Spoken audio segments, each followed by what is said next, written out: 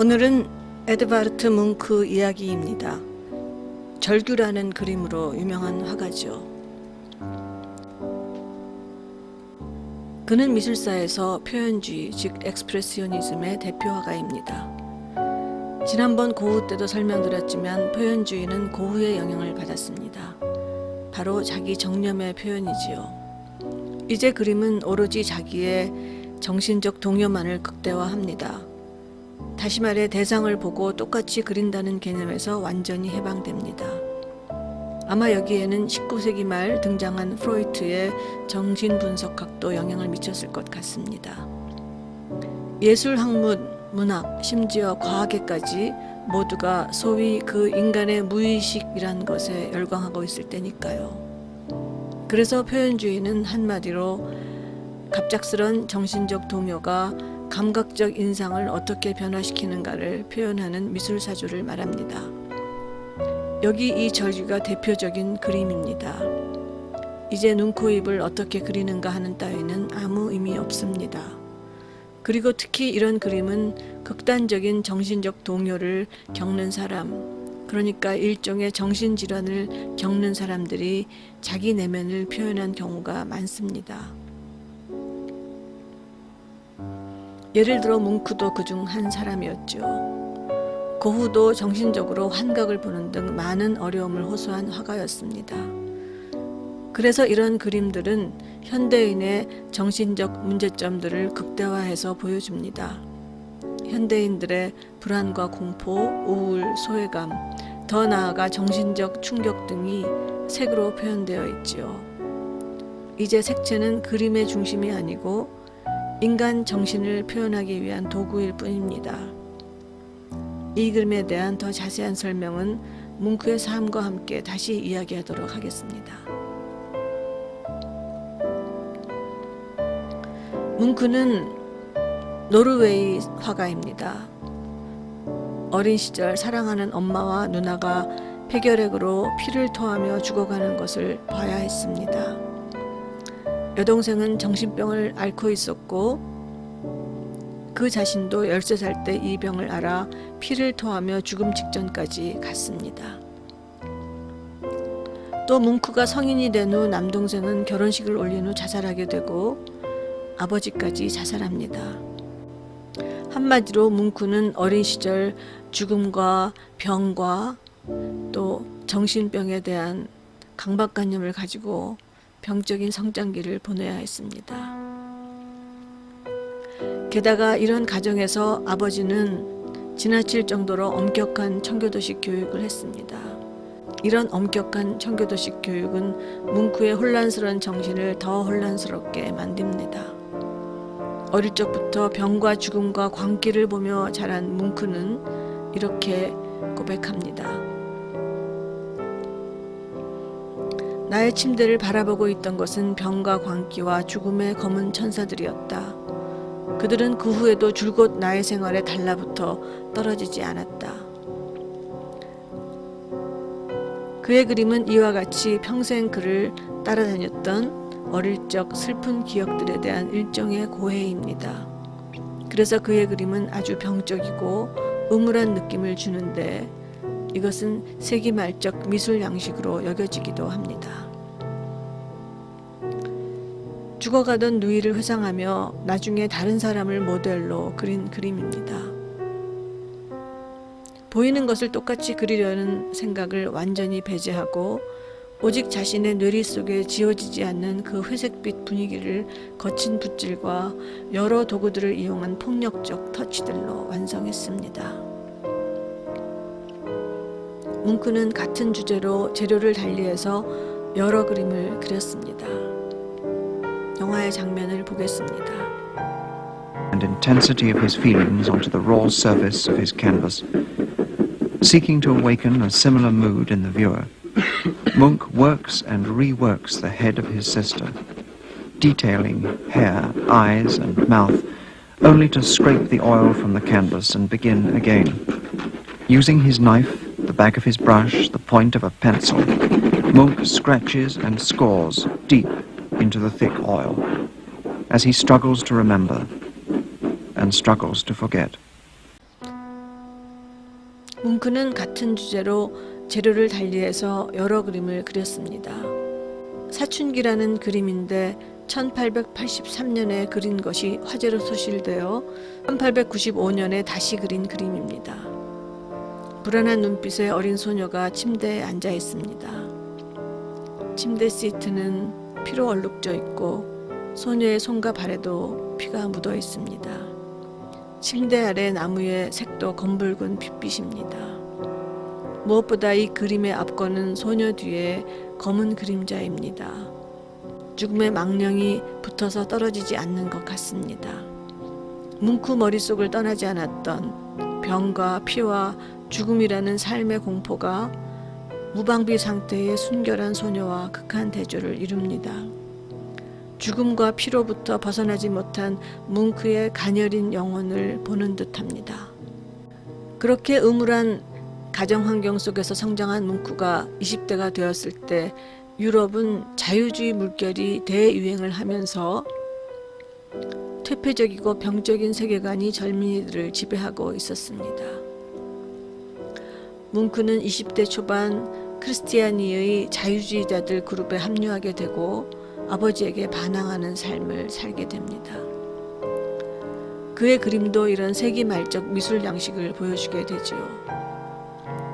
1885년에는 파리를 방문해서 고갱, 고호 등의 작품을 보며 영향을 받게 되는데 이 즈음 22살이던 뭉크는 해군 장교의 아내였던 헤이베르그를 만나게 됩니다. 아니 방탕했던 그녀의 유혹을 받고 연인 관계가 됩니다. 그 여자는 가뜩이나 불안정한 뭉크에게는 한마디로 파무 파탈이었습니다. 이 여자에 대한 애증 때문에 뭉크는 평생 여자에 대한 혐오증을 갖게 됩니다. 그런데 뭉크는 그녀와 관계하면서 늘 어떤 장면들을 떠올립니다.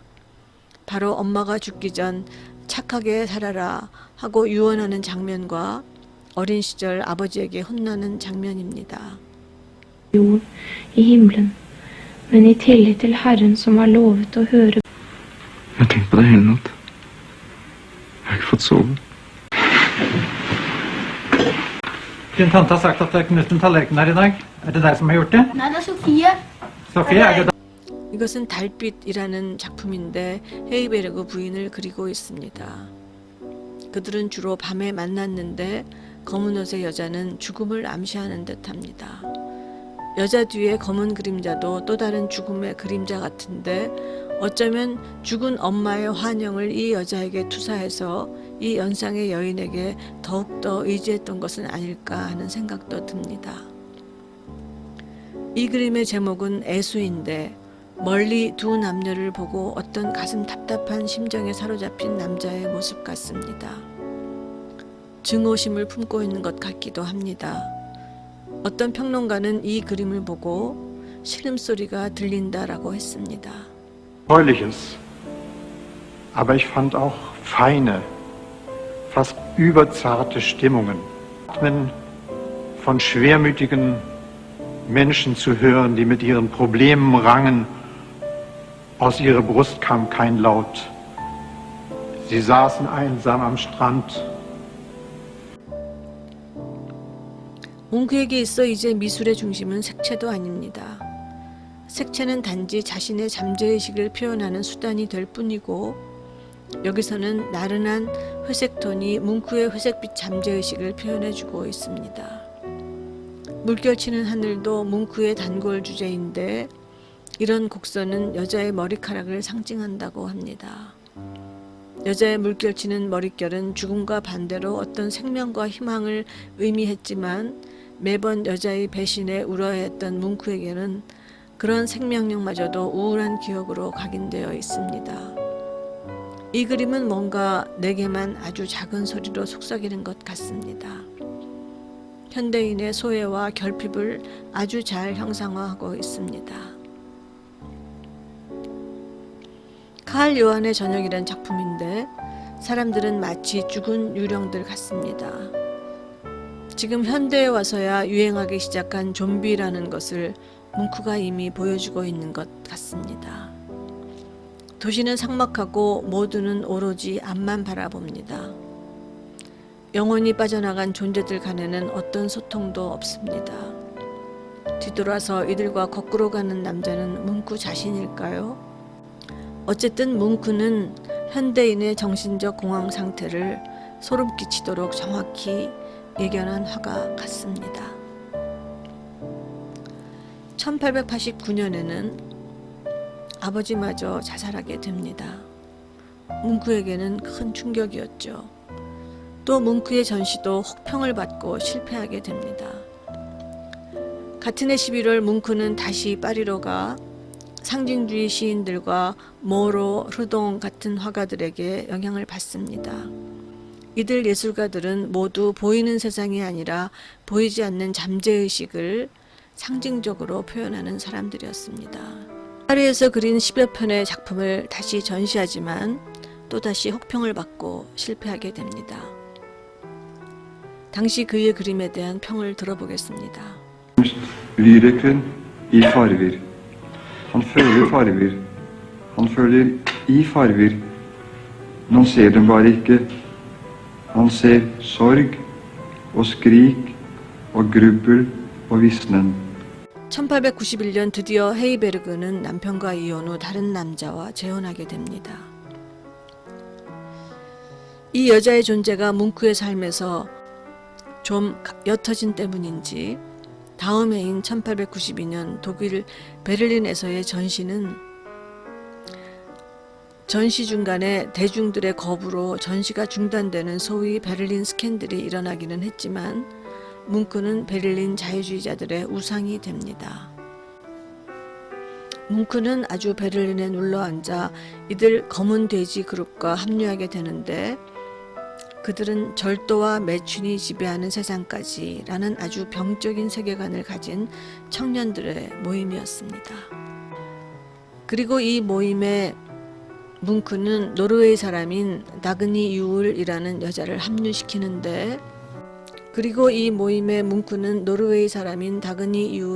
여자를 합류시키는데 둘은 연인 관계가 됩니다. 아니 자유주의 그룹이라 다그니는 이 그룹의 많은 남자들과 관계합니다. 이런 관계는 뭉크에게 또 많은 상처를 주게 되는데 뭉크는 이런 다그니 유를 모델로 마돈나 3부작과 흡혈귀 같은 작품들을 제작하게 됩니다. 이 작품에는 뭉크의 여성 혐오증이 적나라하게 나타나고 있습니다.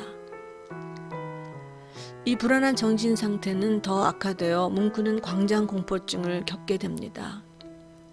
더욱이 1893년 다그니 유울은 뭉크의 친구와 결혼을 하게 되어 뭉크는 여자로부터 두 번째 상처를 받게 됩니다. 작품 불안은 뭉크와 다그니 유울과 친구 3명을 모델로 하고 있습니다. 다그니 유울을 모델로 그린 마돈나입니다. 충격적이고 파격적입니다. 성스럽기는커녕 풀어헤친 검은 머리에 몽롱한 황홀경에 빠진 듯한 표정, 벗은 몸 등이 창녀와 같습니다. 거룩함과는 거리가 멉니다. 단지 머리에 빨간 후광이 마돈나임을 말해줍니다. 당시 이런 마돈나 그림이 얼마나 큰 충격을 주었을지는 가히 짐작이 갑니다. 이 그림도 여러 재료로 많이 그렸습니다. 마돈나 주변에는 뭉크 특유의 흐르는 선이 그려져 있습니다. 여기에는 구석에 마치 죽은 어린아이 같은 작은 홀령이 그려져 있습니다. 흡혈귀입니다. 뭉크는 그저 남자에게 키스하는 여자를 그렸다고 했지만 이 그림을 본 친구는 흡혈귀라는 제목을 붙였다고 합니다. 여자의 풀어헤친 머리가 마치 피처럼 흘러내립니다. 무기력하게 피를 빨리고만 있는 남자는 여자에게 늘 상처 입는 뭉크 자신입니다. 둘을 둘러싼 시커먼 그림자는 둘 사이에 드리워진 불행을 예고하는 듯합니다. 이 그림을 표지로 한 소설 테레스 락갱인데 이 소설은 아내가 정부와 함께 남편을 죽이는 이야기이고 우리나라 박찬욱 감독의 영화 박쥐의 원작이기도 합니다. 재라는 그림인데 방금 전 흡혈귀에서 어쨌든 서로 엉켜있던 남녀는 이제 각자 거리를 두고 있습니다. 그림 속 남자들은 고개를 들지도 똑바로 쳐다보지도 못하고 여자의 모든 것을 견디고 있습니다. 여자는 피처럼 흘러내리는 머리를 움켜쥐고 당황한 듯 서 있습니다. 이제 둘 사이에 어떤 문제가 생기고 남자는 절망한 것 같습니다. 이제 이별입니다. 여자가 유령처럼 떠나가며 남자의 혼을 다 빼앗아 갑니다. 혼이 나간 남자의 얼굴은 거의 시체 같고 고개를 들고 앞을 쳐다보지도 못합니다. 손은 피투성이입니다. 아래쪽에도 피를 연상시키는 검붉은 형체가 있습니다. 뭉크에게 여자는 늘 이렇게 곁에 있을 때나 떠날 때나 남자의 모든 것을 빼앗아가는 존재입니다. 한참 뒤에 그린 이 그림에서 여자들은 이제 노골적인 살인마로 나옵니다. 남자를 피투성이로 만들어 놓고 침대 시트도 여자의 손도 다리도 피투성이인데 정면을 바라보는 여자의 표정은 너무나 평온하고 무표정합니다. 아무 잘못 없다는 듯 당당하게 우리를 바라봅니다. 살인녀라는 이 그림도 비슷한 구도입니다. 이번에는 둘 다 옷을 입고 있다는 것이 다른 구도인데 남자는 희생자고 여자는 죄의식 하나 없는 가해자입니다. 남자의 가슴에 피가 흥건하고 여자의 블라우스는 피투성이 같습니다. 그전 작품 재에서 여자는 괴로워하는 남자 옆에서 머리가 산발이 되어 자신도 당황한 듯 했지만 이제 여자들은 남자를 죽이고도 아무런 감정조차 없어 보입니다. 뭉크에게 여자들은 감정도 없는 살인마들입니다. 생명의 춤이라는 이 작품은 뭉크의 여성관을 잘 보여주는 작품이라고 합니다. 뭉크에게는 3명의 여자가 있습니다. 왼쪽에 흰옷을 입은 여자는 누나처럼 순수하고 깨끗한 여자입니다. 오른쪽에 검은 옷은 죽은 엄마와 같은 존재입니다. 거룩한 존재지요. 춤을 추고 있는 빨간 옷의 여자는 뭉크에게 늘 상처를 주는 방탕한 여자입니다. 뭉크 마음속에는 이렇게 순수한 여자, 어머니, 그리고 뜨겁게 사랑하지만 자신을 불행하게 하는 여자, 이렇게 3명의 여자가 존재한다고 합니다.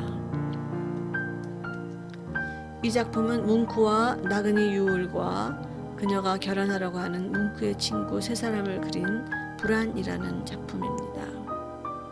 앞서 본 칼 요한의 저녁 그림처럼 인물들은 모두 정신적 공황 상태를 표현하고 있는 듯합니다.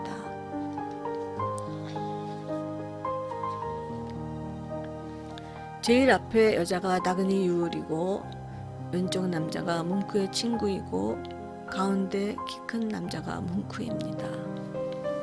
핏빛 하늘은 뭉크의 가장 대표적인 작품인 절규의 하늘을 연상케 합니다.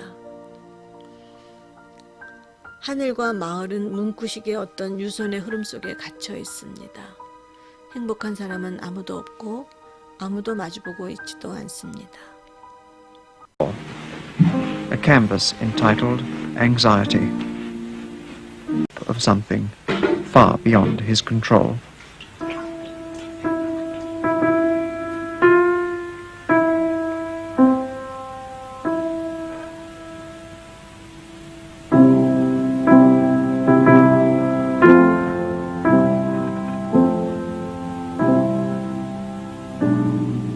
죽음의 병실이라는 이 작품은 어릴 때 엄마와 누나가 죽던 때를 회상하며 그린 작품인데 그림 속 뭉크나 형제들은 그림을 그릴 당시의 모습으로 그려져 있습니다. 더 이상 어린아이들이 아니라 성인이 된 모습입니다. 뒷모습을 보이는 남자가 뭉크인데 그림을 그릴 당시의 모습입니다. 정면을 보고 있는 사람은 여동생인데 눈에는 슬픔과 불안이 가득합니다. 뭉크의 얼굴에는 눈, 코, 입도 없습니다. 우선 이 그림은 뭉크 가족들의 마음속에 저 과거의 순간이 영원히 각인되어 있다는 것을 말해줍니다. 한순간도 잊혀지지 않았던 천양의 시간입니다. 엄마와 누나가 죽어가는 것을 지켜봐야 했던 그 병실에서의 시간들. 그런데 어느 누구도 눈을 마주치고 있지 않습니다. 모두가 다른 곳을 봅니다. 당시 뭉크는 아무것도 보지도 듣지도 말하지도 않고 싶었던 듯 아예 눈, 코, 입이 없습니다. 뭉크의 모든 그림 속에서 사람들은 서로 바라보지 않는다고 합니다. 눈을 마주치는 것조차 힘들 만큼 뭉크에게 인간관계는 힘들었던 것 같습니다. Predicting the death of his sister, one of a series to deal with the grief and isolation of his family, of himself, his brothers and sisters, at the same age as if these events were happening in the present. Möchten Sie etwas zu trinken vielleicht? 드디어 뭉크의 대표작 절규입니다. 먼저 거친 유선형의 곡선들은 여성의 머릿결에 대한 심리적 묘사라고 합니다. 여자의 풀어헤친 머리는 뭉크에게 유혹이자 두려움이었습니다. 또 다른 의미는 피입니다. 어느 날 뭉크는 다리를 지나다 하늘의 석양을 보았는데 그때 마치 하늘이 피를 토하는 것 같았다고 합니다. 그래서 뭉크는 현기증을 일으키고 쓰러졌다가 집에 돌아와 이 그림을 그립니다. 이 그림에는 여자와의 고통스러운 사랑과 어릴 적부터 보았던 피토함에 대한 공포, 그리고 곁에 아무도 없는 뭉크의 절규가 담겨 있습니다. 사람들은 다 등을 돌려 멀리 걸어갑니다. 뭉크는 이런 말을 했습니다. 내가 그리는 선과 색은 모두 내면의 눈으로 본 것이다. 잊혀진 날들을 떠올리는 나른한 색채는 유년 시절의 인상이다. 뭉크에게 색채는 잠재의식의 표출입니다. 절규와 같은 주제의 변형된 작품들입니다. 하늘의 핏빛 배우리는 여전한데 남자들은 다 고개를 들지도 돌리지도 못합니다. 오직 작품 절규에서만 뭉크는 우리를 정면으로 바라보며 비명을 지르고 있습니다. Solen gikk ned. Jeg følte som et pust av vemod. Himmelen ble plutselig blodig rød.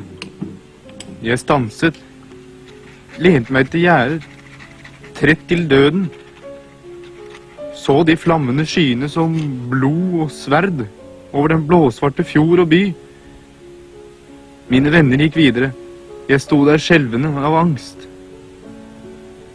Jeg følte som et stort, uendelig skrik gjennom naturen. 건강하지 못한 정신 상태로 술로 세월을 보내던 뭉크는 결국 1908년 신경쇠약으로 코펜하겐 정신병원에 8개월간 입원하게 됩니다. 그리고 이후 그는 평생 신경쇠약과 공황장애를 견디며 살아가게 되지요.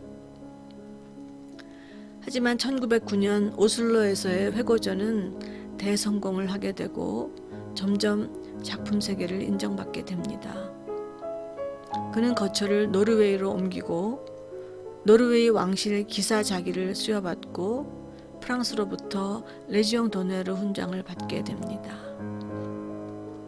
말년에 그는 노르웨이 오슬로에서 홀로 그림을 그리다 1944년 80세 나이로 숨을 거두게 됩니다. 뭉크의 모습입니다. 미남자였던 것 같은데 눈빛은 불안합니다.